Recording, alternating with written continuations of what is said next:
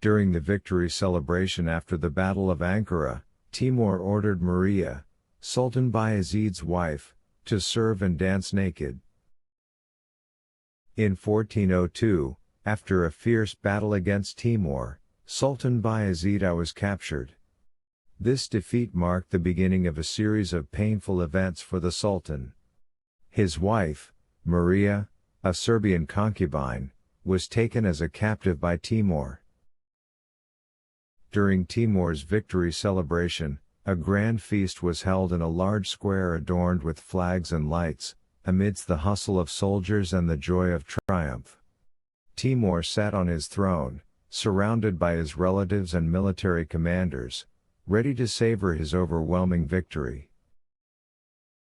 At this celebration, Maria, the wife of Bayezid I, was brought to the square in simple clothing, surrounded by looks of disdain. Timur, with his harsh gaze and mocking smile, sought to humiliate her and her imprisoned husband.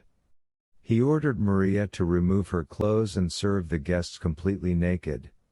The moment was terrifying and extremely humiliating. Maria stood in the center of the square, naked and shy, carrying plates of food and drinks and offering them to the attendees, while everyone's eyes followed her with mockery. Sultan Bayezid watched from his nearby iron cage, bound and tormented more by psychological pain than physical suffering. He saw his beloved wife being humiliated and degraded before his eyes, and he could do nothing to save her. That moment was the hardest he had ever faced in his life, and it became a stain on his forehead that he could never forget. Despite her humiliation, Maria carried a look of courage and determination in her eyes. She knew that Timur sought to break her spirit and that of her husband, but she refused to show any weakness. She moved among the guests, carrying the plates steadily, even though tears filled her eyes. As the celebration continued, Bayezid's suffering intensified until he could no longer bear it. That night marked a tragic end to a love story and a tale of bravery, as Bayezid could not withstand seeing his beloved humiliated in this way.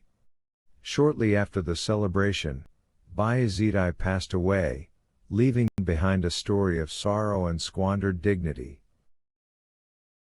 This story had a profound impact on the Ottoman sultans, who decided to avoid official marriages to prevent experiencing such humiliation in the future.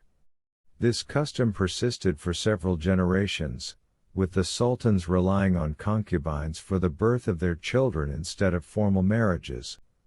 Concubines in the Ottoman palaces were used to produce as many offspring as possible, strengthening the state and ensuring the continuity of the Ottoman dynasty. The internal system of the palace favored concubines who bore male children over those who gave birth to daughters.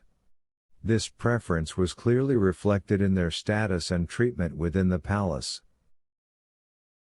Over time, with changing circumstances and attitudes, Sultan Suleiman the Magnificent decided to break this custom. Sultan Suleiman deeply loved his Ukrainian concubine, Roxolana, and officially married her, going against the traditions of the sultans who came before him.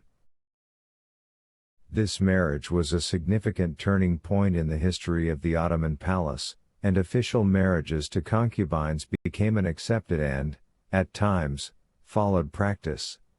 This partially restored the balance and appreciation for the official wife in the lives of the Ottoman sultans.